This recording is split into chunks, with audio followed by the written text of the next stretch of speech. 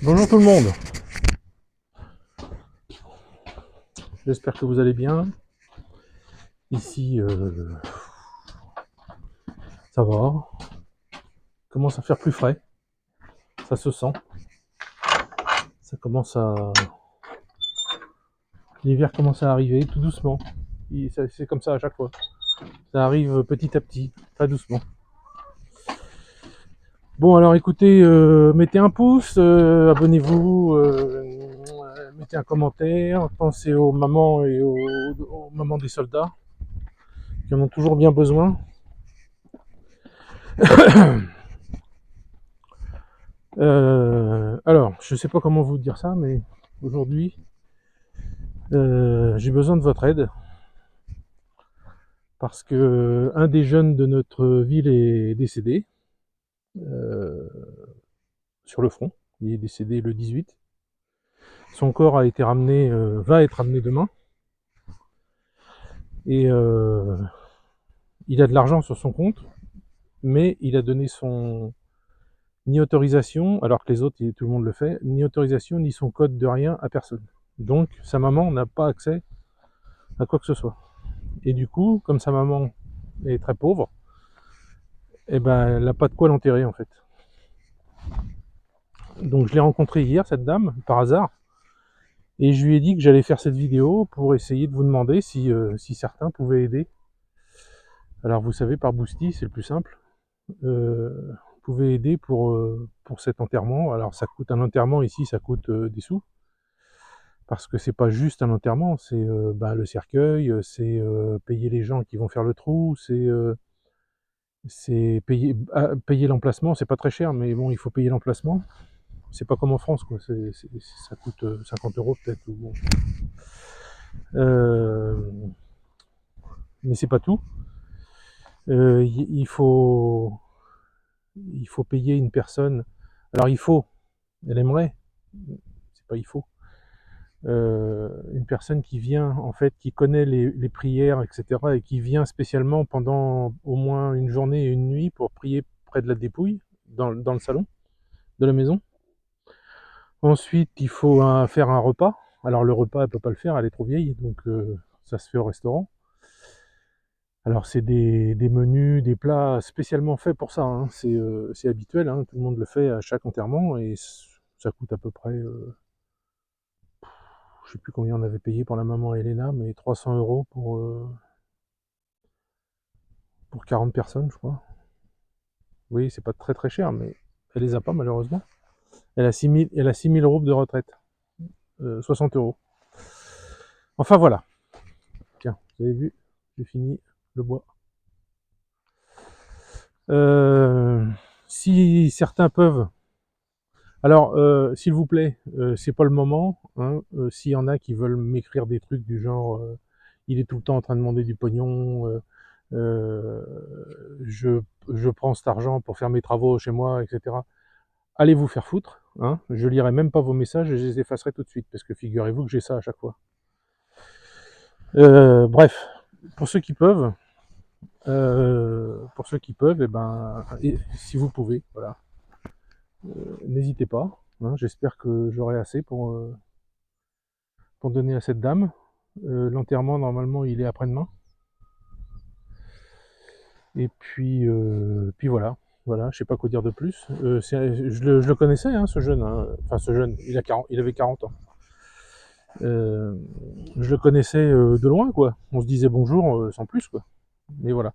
Donc, encore pour vous démontrer les mensonges de l'Occident, une fois de plus, c'est le premier mort qu'il y a depuis des mois et des mois, ici. Voilà, c'est pas des dizaines de morts tous les jours, etc., comme certains voudraient me faire croire. Euh, non, non, non. Depuis 2 ans et demi, alors avec lui maintenant, il y a 14 tombes au cimetière pour une zone de 1,5 million d'habitants, où il y a 600 000 jeunes qui sont partis au front. Voilà, il y a 14 tombes. 13 ou 14, je sais plus. Avec lui, ça fait 14, je crois, ouais. Bon, bref. De toute façon, il suffit d'aller dans un cimetière ukrainien et dans un cimetière russe, hein. Le cimetière ukrainien, c'est plein de drapeaux. Ça, c'est grenouille. Petite grenouille. Tu viens dire bonjour? Petite grenouille. Donc je la garde. Petite grenouille. Hein, vous allez vous tenir chaud avec ta maman et ta soeur pendant l'hiver. Ouais, donc, et puis, bon, ben, dans les cimetières ukrainiens, c'est plein de drapeaux ukrainiens partout, parce qu'il y a des milliers, des millions, pas des millions, mais des centaines de milliers de morts. Et ici, on en a peu, quoi. Sachant qu'on fait partie des régions qui ont envoyé beaucoup de monde, hein. Donc, c'est pareil pour les autres, hein. Enfin, bref. Il y a des gens en France, et il y en a beaucoup, je pense, je trouve, vous leur mettez le nez dedans, ils continuent à vous dire que c'est pas de la merde. C'est incroyable. Vous leur prouvez, vous leur envoyez des photos. J'ai fait une vidéo il y a pas longtemps sur les Nasbrock mercenaires qu'il y a en Ukraine, etc. Eh ben non, il y en a qui me disent que non, c'est pas vrai, c'est des photomontages ou c'est des. Ces gens-là sont en fait décevants parce qu'ils n'ont aucun esprit critique, ils comprennent rien, ils regardent que les idioties qu'on leur fait gober à la télé et ils sont incapables d'avoir une réflexion en fait. Si quelqu'un, moi, me prouvait que, par exemple, à Boutcha, c'est bien les Russes qui ont fait ce qu'ils ont fait, eh ben, je dirais, effectivement, oui, c'est pas bien, oui, c'est pas bon, là. Là, il y a un truc qui va pas. Mais je sais pertinemment que c'est pas les Russes qui l'ont fait.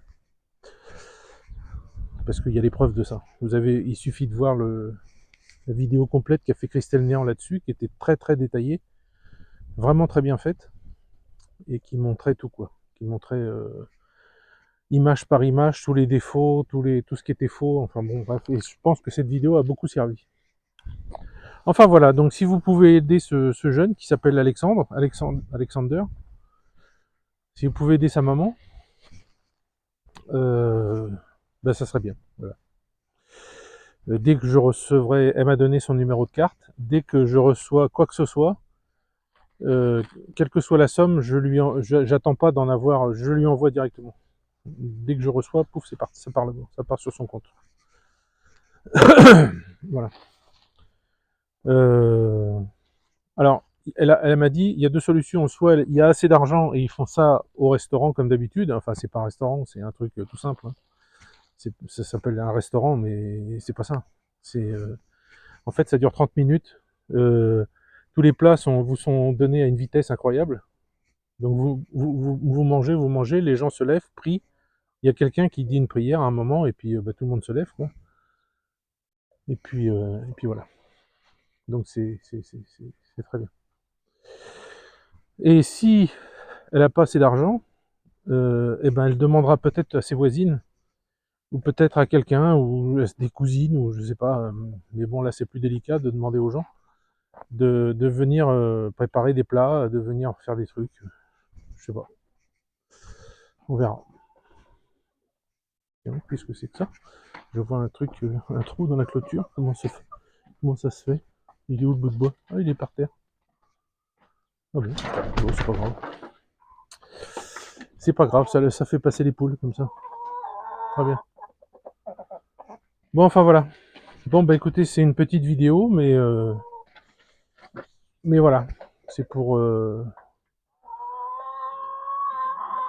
c'est pour ce jeune qui le mérite, parce qu'apparemment il est mort en sauvant un autre gars qui sera là. En fait, le gars était blessé, il l'a pris sur son dos et pendant qu'il le prenait sur son dos pour avancer, il s'est fait tirer sur le côté et il a pris, apparemment, si j'ai bien compris, 2 balles au niveau du thorax sur le côté qui l'ont traversé. Voilà. Bon, c'est toujours triste, mais c'est triste pour les jeunes Ukrainiens et c'est triste pour les jeunes Russes aussi, hein. On est bien d'accord avec ça, hein. Euh, Moi, j'arrive plus à comprendre la Première Guerre mondiale, voire même la Deuxième, parce que c'est des histoires d'honneur, c'est des histoires de pays, c'est des histoires de tout ça, que cette guerre qui est juste une histoire de pognon, de corruption, de Zizi Boui Lensky qui demande de plus en plus d'argent et vous savez pertinemment que sur 30 milliards qu'il va recevoir, il y en a 15 qui partent dans les poches de lui et de ses copains. Parce que avec le salaire qu'il a comme président, comment il fait pour s'acheter des villas dans tous les pays du monde? Expliquez-moi ça. Comment sa femme fait pour s'acheter une voiture à Paris, 600 000 euros? C'est bizarre, non? Enfin bref. Et puis comment vous le voyez vous-même, dans les villes du sud de la France ou même dans des grandes villes comme Lyon, vous avez des jeunes Ukrainiens avec des voitures à 600 000 balles. Elles sortent d'où ces bagnoles? Vous croyez qu'un Ukrainien, il a des sous pour s'acheter ça? Même un Ukrainien riche, bon, est-ce qu'il a des sous? Il a des sous pour s'acheter une petite Mercedes, un truc comme ça, oui, mais pour s'acheter une voiture à 600 000 euros, est-ce qu'il a des sous pour s'acheter ça? Ça vient... mais personne ne se pose la question. Tous vos journalistes sont incapables de se poser la question. Ils bloquent leur cerveau, enfin ils font exprès hein, évidemment, ils bloquent leur cerveau et puis ils parlent pas de ça. Voilà. On voit tous les Ukrainiens riches, les ministres, il y a l'ancien ministre de la Défense là qui est parti, qui est je sais pas dans quel pays, qui se gave, qui s'est gavé pendant tout ce temps-là et puis là maintenant il est complètement, bref. Tiens, j'ai vu qu'il y avait des officiers français qui avaient été arrêtés parce que ils avaient fait un truc de corruption, je ne sais plus où, en Afrique, je crois. Comme quoi, hein, on dit les Russes, mais c'est pas mieux en France. Hein. De toute façon, enfin, en Russie, si vous voulez, quand vous êtes soldat, vous allez au front, vous savez pertinemment que l'État va s'occuper si vous êtes blessé, va vous donner un bon salaire, tout ça. En France, il s'occupe de quoi l'État? Il s'occupe de rien, mais vraiment de rien. Voilà. Donc alors vous pourriez me dire, oui, c'est vrai, vous pourriez me dire que là, l'État, il pourrait s'occuper de l'enterrement d'Alexander, mais l'État a dit à la mère, mais il a de l'argent, enfin, on lui a donné de l'argent, c'est sur son compte, on a tout mis sur son compte, ben oui, mais il n'y a pas accès. Il faut attendre une sorte d'héritage ou je sais pas quoi, mais ça prend du temps. Donc la maman, elle a pas le temps d'attendre. Le corps de son fils, il est là, et il arrive demain, donc ou aujourd'hui ou demain. Donc il faut. Alors par contre, je filmerai rien du tout, hein, parce que ça se fait pas. Et puis voilà, je vous dirai ce qu'elle a dit, je vous dirai les remerciements qu'elle aura à vous dire. Je vous raconterai tout ça, mais je peux pas filmer. Ça, c'est pas possible. Enfin voilà. Bon bah écoutez. Ah bah il y a le soleil qui arrive. Mais il y a quand même des nuages, hein, vous voyez.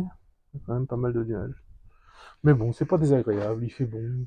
C'est un petit vent frais. Je me suis réveillé à 4 heures du matin. Je suis sorti dans mon jardin pour pisser. Il y avait un petit vent frais et tout, c'était super sympa. Bon, enfin voilà. Allez, je vous laisse et je vous dis à plus.